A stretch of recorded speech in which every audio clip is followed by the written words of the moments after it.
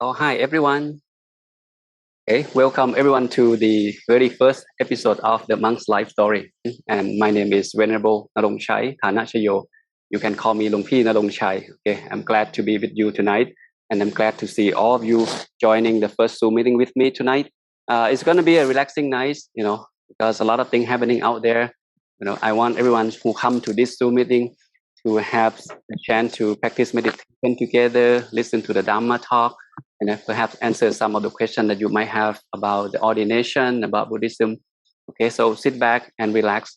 I'm actually talking with you live from the northern part of Thailand. We are actually in the mountain right now, broadcasting to you wherever you are in the world. Okay, I hope you can feel the freshness of the air, the trees. Okay, not the background behind me. Okay, this is the green screen, but in fact, all around me, there's all the trees, and you may hear the sound of the nature, the crickets. The noise of the nature is so wonderful here. Okay, again, welcome everyone to the Zoom meeting. We are going to have a great time together in this evening. Okay, for tonight's session, Luang Pi plan to share with you about three things, three objectives tonight. The first one, I will share with you about what's happening right now in the world, to keep you guys updated. Okay, and share with you about the Buddhist worldview. Okay, what the Buddha see, how things are happening and how to deal with it. And I will continue with the story of the Monk's Life Project. Okay, this is the story of monks, a man who have come a long way and to become a monk. Okay? And at the very end, I will save 5-10 minutes to answer the question that you may have. So let's allow me to start from this. As you can see, okay, the world that we're living right now, there's so much going on. Okay, we can spend an hour talking about it. Okay, but just to keep it short. Okay, as you can see, okay, by the year 2020, the WHO predict that the depression is going to be number one disability worldwide. Depression, anxiety, mental health. This is something quite interesting. How come we live in the very advanced moment of technology, okay, medical science, nutrition, but a lot of things happening right now, and this causes us suffering big time. Okay, it's a world global burden about depression, okay? And not only that, we're talking about violence, politics issues, environmental issues, PM 2.5, and inequality, and that make us, feel depressed, feel stressed, right? A few years ago, I met with a gentleman named Steve Kellerly. He is the founder and executive chairman of the Institute of Economic and Peace. Okay? He and his team, he is a very successful businessman. He's a millionaire, and now he's been full-time, okay, helping promote peace throughout the world. He and his team doing the research, and they provide a global peace index, research on a yearly basis. Okay, and Steve was wondering, how come, it's so difficult to bring peace to the world. Okay, the UN has started like 1945, has been working hard, in deliver peace to the world, but it seemed to be very far-reaching destiny to have world peace, right? So after he spent time, meditating, okay, he learned about Buddhism and start practice meditation. He realized that one key important element is missing in all his developing agenda. Okay, and that thing is called spiritual dimension. It's missing. If you know about the Sustainable Development Goal, 17 goal of the SDG, okay, it's this key element is missing, okay, to develop the spiritual dimension in human mind. So in the past 12 years, okay, the peace index, the world peace index have been decreased, okay, 12 years in a row. Okay? This is quite interesting information and quite scary at the same time, right? As a citizen of the world, whether a monk or lay people, okay, I believe we have responsibility to help making sure that the world is a better place to live, not only for our generation, but for the future generation as well. So as a Buddhist monk, I myself ordained for 15 years. So I have helped a lot of men around the world. Okay, we're talking about 1,000 men around the world come to Thailand and sign up to become a monk. Okay, more than 55 countries worldwide in the past, 14 years. And this phenomenon to me is quite interesting. So we have helped a lot of people, okay, to be a better person, a better father, a better husband, a better son. This project helped them to transform from a good person to be a better person, okay? From a better person to be the best person. It's quite intensive training of self-development. I will share with you more about the story of the monk's life project in a few moments. But here I like to mention that as the Buddhist monk, okay, I believe Buddhism has a lot to offer. Okay? What's happening in the world right now, people are suffering. But when we talk about suffering, we specifically refer to mental suffering. Okay? That's why depression is number one problem nowadays. And this number of patients going to grow big time because they don't know how to deal or cope with their own suffering, their own anxiety, stress, a lot of things. But there are many reasons why people become like that. Okay, if we can summarize, okay, if we can group the whole problem in the whole world into three headings. The first one is environmental problem. Second one is social problem, and the third one is economical problem. So every country has different level, degree of these three problems. But whatever it is, okay, it causes people stress. A lot of people have stress and don't know the way out. In Buddhism, we teach about meditation. We teach about mindfulness. There are wonderful wisdom that the Buddha teach us 2,500 years ago of how to live good life, how to manage suffering in our own life. So if we can lessen our own suffering as individual living being, then perhaps we can help lessen the suffering of the whole world. The question is, how can we do that? So that's why I feel like I would like to share the story of the monk's life, the teaching of the Buddha, okay, and the practice of the monastic life. So maybe you can apply to your own self, whether you are Buddhist or non-Buddhist. If you are non-Buddhist, it's perfect place because you want to learn more about the teaching of the Buddha, learn about simple life, learn about minimalism, right? If you are Buddhist, that even better. You're going to have the chance to develop stronger faith toward the teaching of the Buddha, learn more about Buddhism, learn more about the monastic life, and learn more about the Dhamma, which is the teaching of the Buddha. Everyone can get benefit of this Zoom meeting. So back to the Buddha time. Okay? Whatever happened at the moment, this is nothing new. Okay? The Buddha talked about this, a long time ago. Okay? This is something has been going on forever. Okay, because suffering is the nature of life. Okay, it has been going on forever. The pandemic, the disease, the violence, okay, and that is why when he first enlightenment, the first teaching he gave to his first 5 students. Okay, he talked about the dukkha or the nature of life. Okay, and he talked about the cause of dukkha. This is the cause of suffering. If we want to live life happy, perfectly happy, we need to remove the root cause of suffering. The question is, what are the root cause of suffering and how can we do that? The Buddha did talk about that, explain about that 2,500 years ago. And that's, I found it very useful. And I feel like it is my responsibility and all the monk responsibility to come out of the wood and share the world with this wisdom. Okay. Let people know about the teaching of the Buddha. Let people know about meditation. Okay. And this is the framework that the Buddha gave us of how to live good life. And one thing he mentioned that there is no safe place in the samsara. There's no safe place in the whole world. The only place you can find true peace and happiness is inside your mind. It's inside your mind.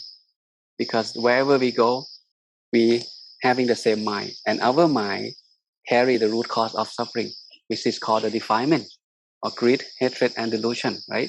So if you don't know that, we're gonna live right, look wrongly, okay? Breaking precept, and that cause us suffering without knowing. So the Buddha gave us the framework of how to live good life. He said, a wise man grounded in ethics, developing the mind and wisdom, can untangle the tangled mass. The first one is ethics. In order for us to have a good life, have a happy life, okay, we must be an ethical person. Okay, understand about the concept of precept and observe the precept. Not only that, because suffering come into us in a very subtle form.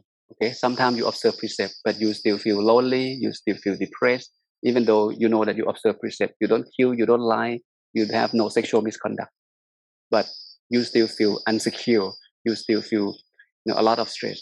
And that is why the Buddha introduced the second concept, which is called the mind development. To keep it simple, we can call it meditation.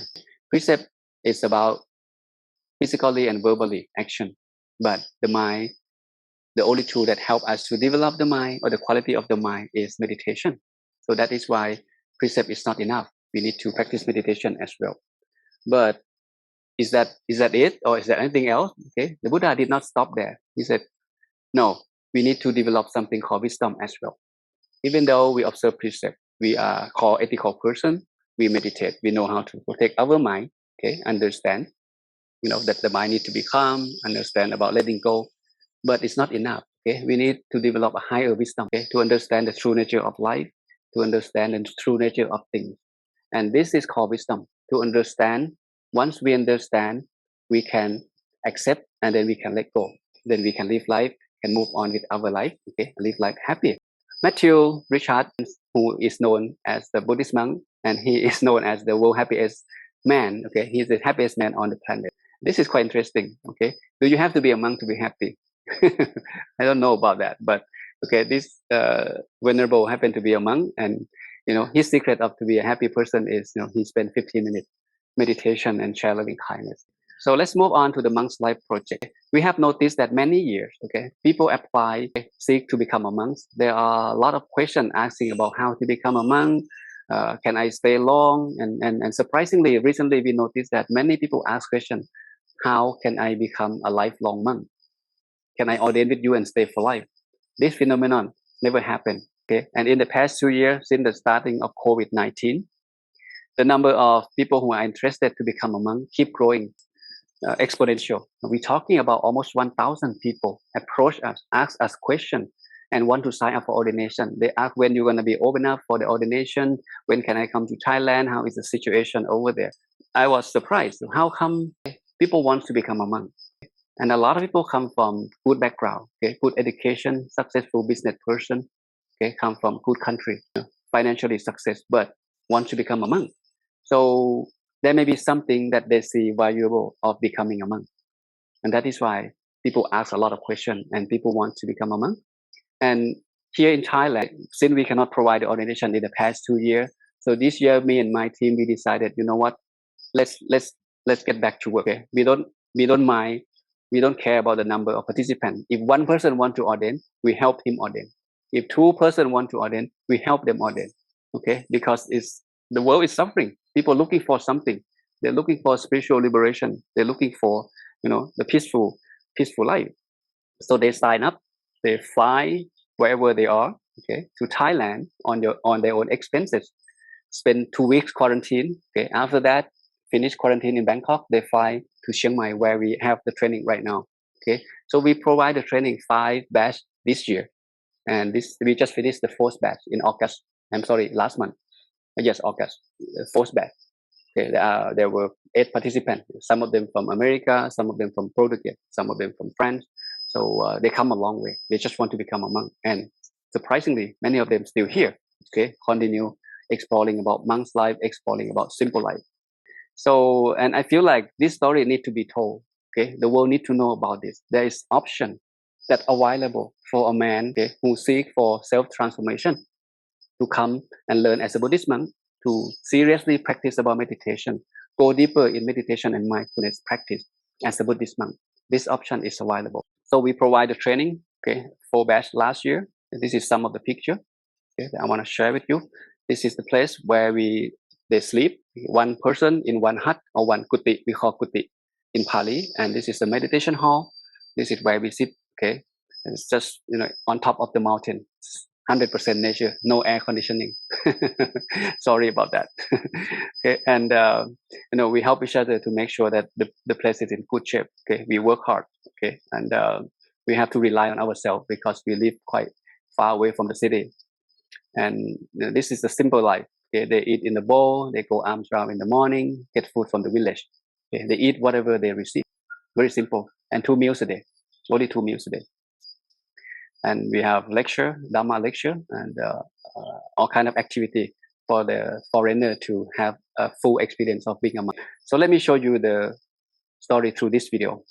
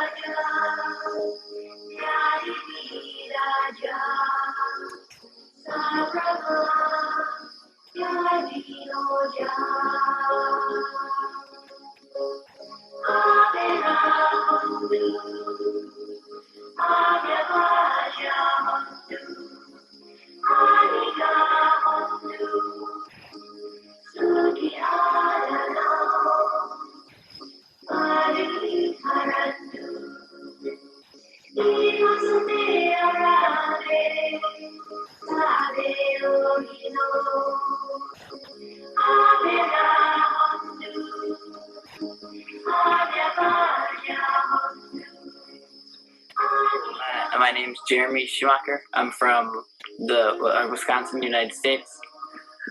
Before ordination, I didn't even know how to meditate at all. I tried to practice it every now and then, but I knew I needed a teacher, so that's why I came here. At first, it wasn't. I knew it was going to be hard, but actually after ordination, it's been easier, gotten way easier. Now I can meditate. I can sit for 3-4 hours a day sometimes. Actually, yesterday I sat for 6 hours, but 2 days ago. I love being a monk. I don't think I'll ever stop. Just day by day, though. Day by day.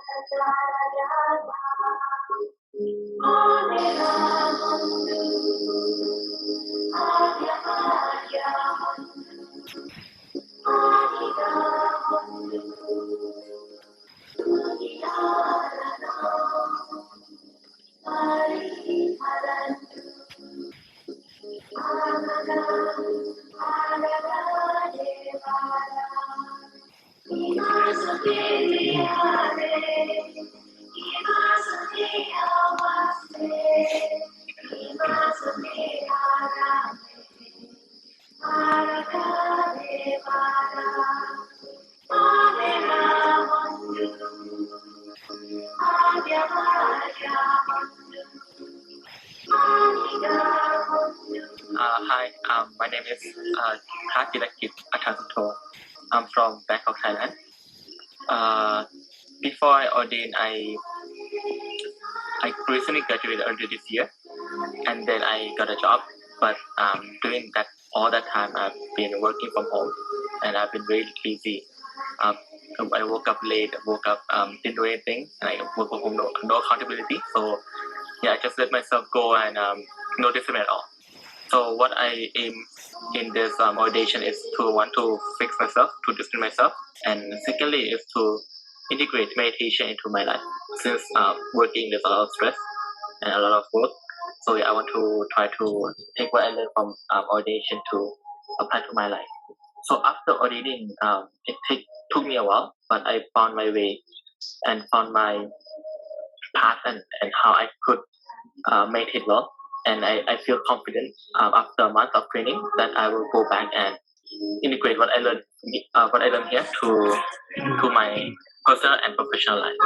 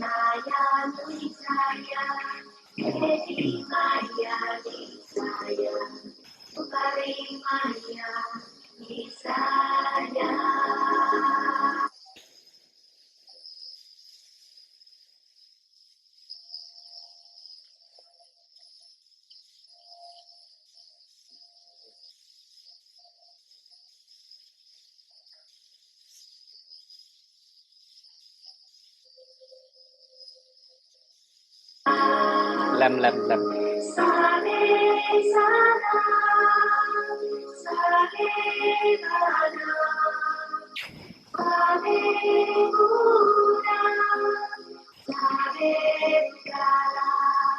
Màขีดจอ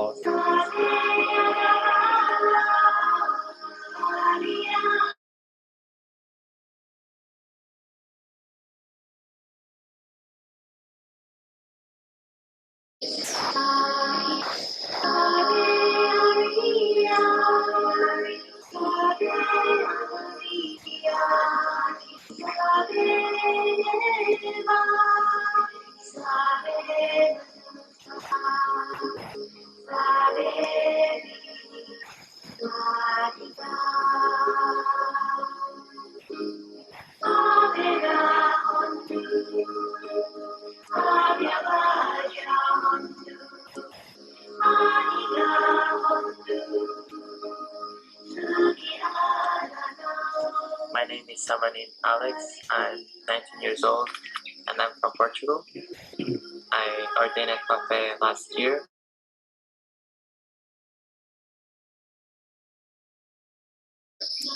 But I still have to finish my studies, so I went back to Portugal and start university and make the resolution to come back every year.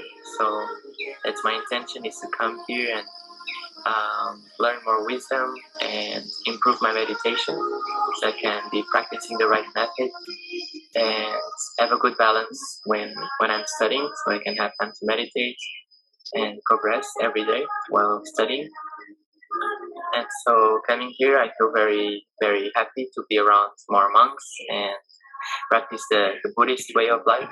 I can learn a lot of wisdom and have a lot of time to meditate and make merry. So I'm very happy and I can cultivate my inner peace more and feel hopeful for my future. And yes, very happy to be here.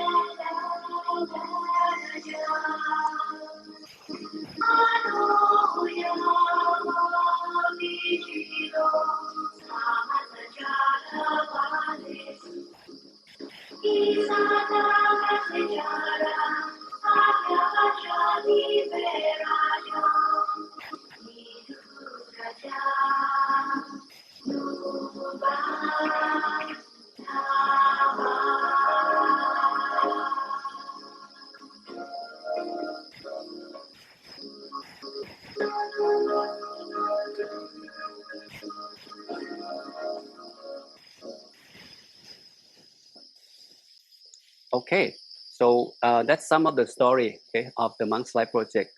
Last batch just finished. Okay, as you can see how happy they are. You know, person just through his whole life never been meditated.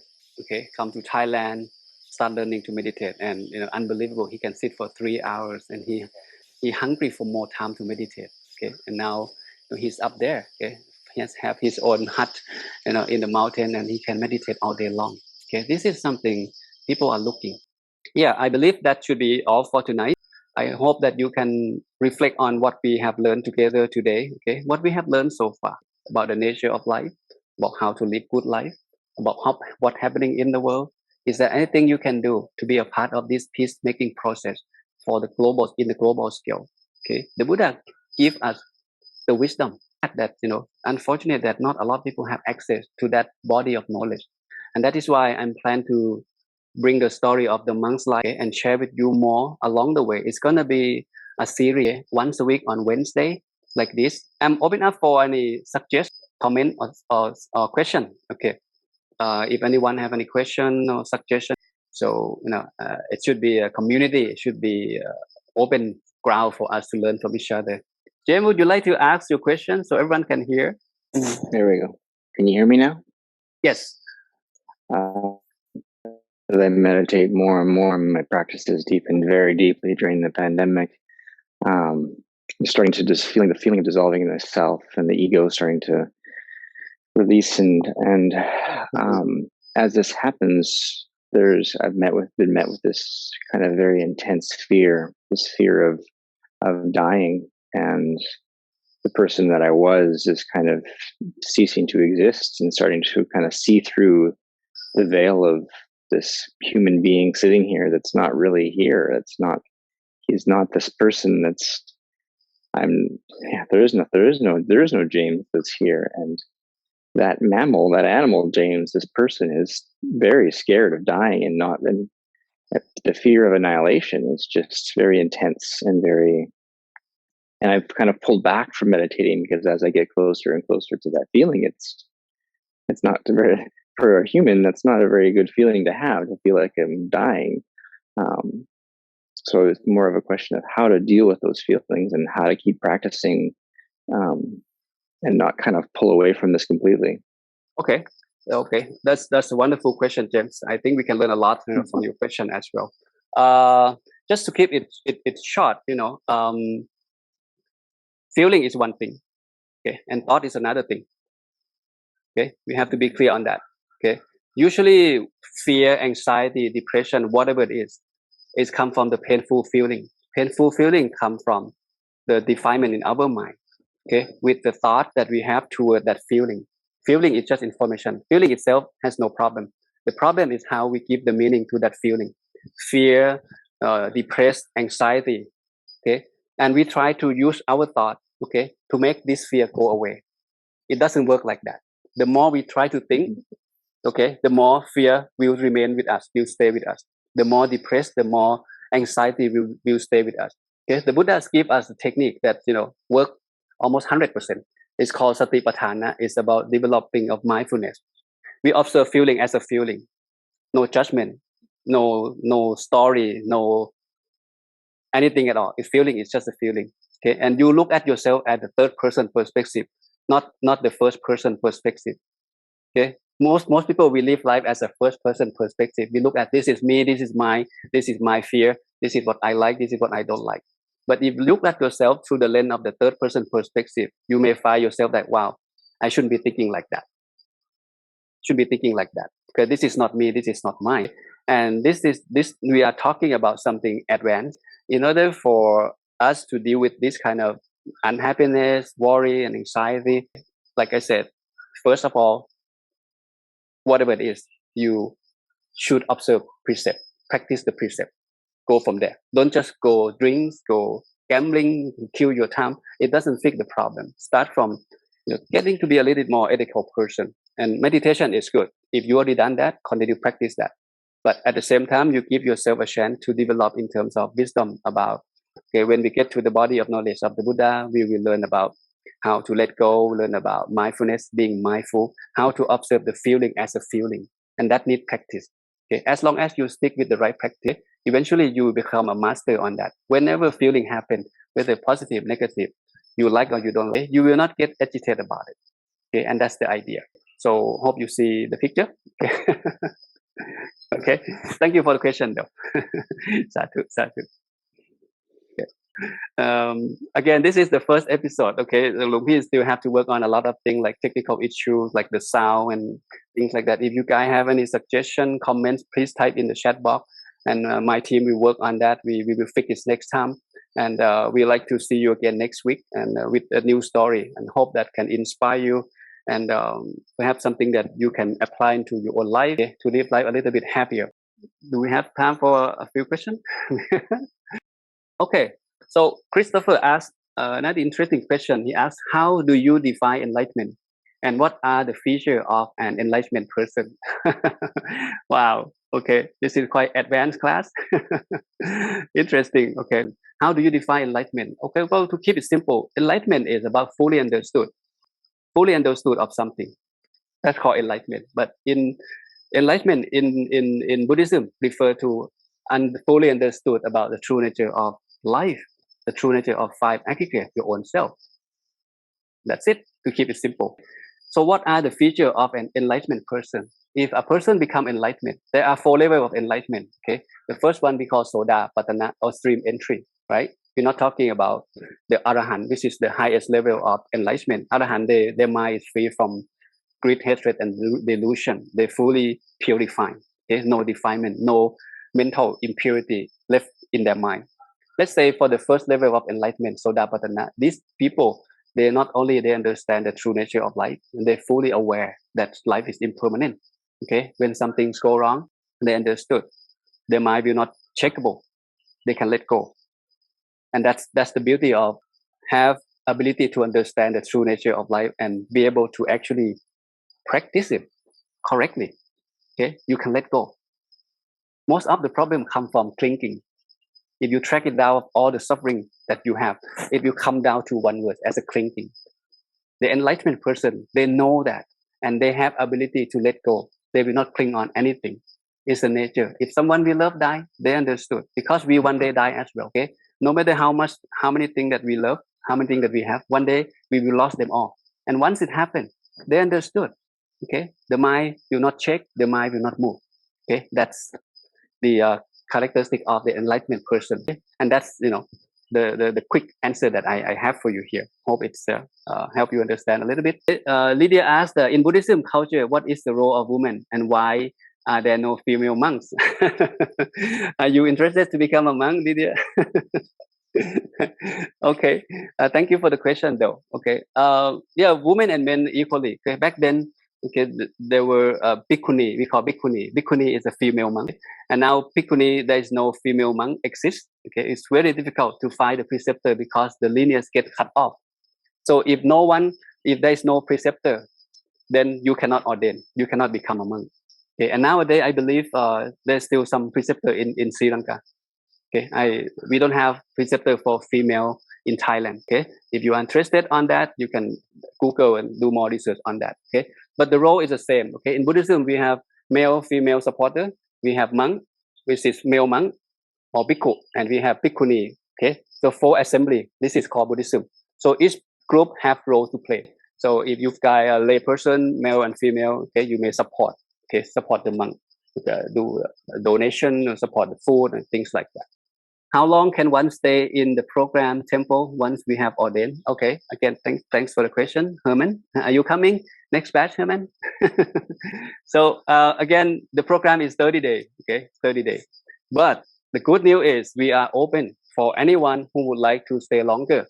We call it day by day. Okay, day by day means we don't know. As long as you're happy, you stay with us. As long as you feel comfortable, you continue your training. And one day you may realize that, you know what, I want something more than this. Okay? You want to practice on your own or something like that. So we can sit down and talk. So my job and my team here, we are here to support you, to assist you. Okay? We will take a look at individual needs and support you. If you want to stay longer, okay, how can you do that? Is there anything that kind of challenge you or stopping you from moving forward in this spiritual journey? We can sit down and talk. But yes, it is possible to stay longer. David, hello. Okay, David is here, and you already sent your application. Okay, you plan on the 22nd. What are the next steps? Also, okay, quarantine. Okay, so this kind of question, I'll have Dong Pi Michael get back to you. Okay, there will be full detail because a lot of things may have changed at the end of this year about the COVID situation, about the rules from the government. So we haven't decided about the next year program yet, but we will announce short. As soon as it's available, we will let you know through your email. Hang in there. By the meantime, you can practice meditation. Okay, observe everything. So you can mimic the daily of the monk. Can you wake up like 4:30? Okay, if you cannot, why not? Why just try? Okay, prepare yourself. Get up a little bit early. Practice meditation. Okay, read some of the Dhamma book. So when you come, you are ready, right? Okay, it seems like we run out of the question here. This is perfect timing. It's the 7:07. Long P truly hope that this session benefit can apply to your daily life and if nothing at all, just come and meditate together. This is the beauty of the group. I think the world need this kind of activity. It doesn't matter who you are, what country you're from, what you believe. As a human being, we are the same. We are just the five aggregate. We have body and we have mind, and we are share the same suffering. We born, we get ill, eventually we all die. We have to leave everything behind, and we all seek for something in common, and that thing is called peace and happiness, right? But the question is, what is true peace and how to achieve the true happiness? I'm so fortunate that I have been living this life for 15 years without planning to become a monk this long. I never regret of making decision to continue my monkhood up to now, 15 years. I didn't plan for that. So every day I have a chance to get to know more about myself. I have a chance to develop myself. I have a chance to practice meditation, especially this time of the year where the COVID is still around. So we just stay here in the mountain. Okay, what we do pretty much, we get back to the study mode of the Dhamma. We get back to meditation mode, especially in this rain retreat because we're not allowed to travel for the next 90 days. It's just so wonderful to be in the nature, in the forest, and meditate with a group of monks who so much in love in meditation. It was a beautiful community, and that is why there's so much story, good story that need to be told, that need to be shared. So feel free to join us next time. So with that, hope everyone have a good evening. Okay, wherever you are, okay, whatever happened, don't stop practice meditation. Okay? Make it discipline, make it habit. Okay, you will never regret of the time that you invest on meditation. So until we meet again, stay safe, stay strong, and rejoice in everyone's merit. Okay, have a good night.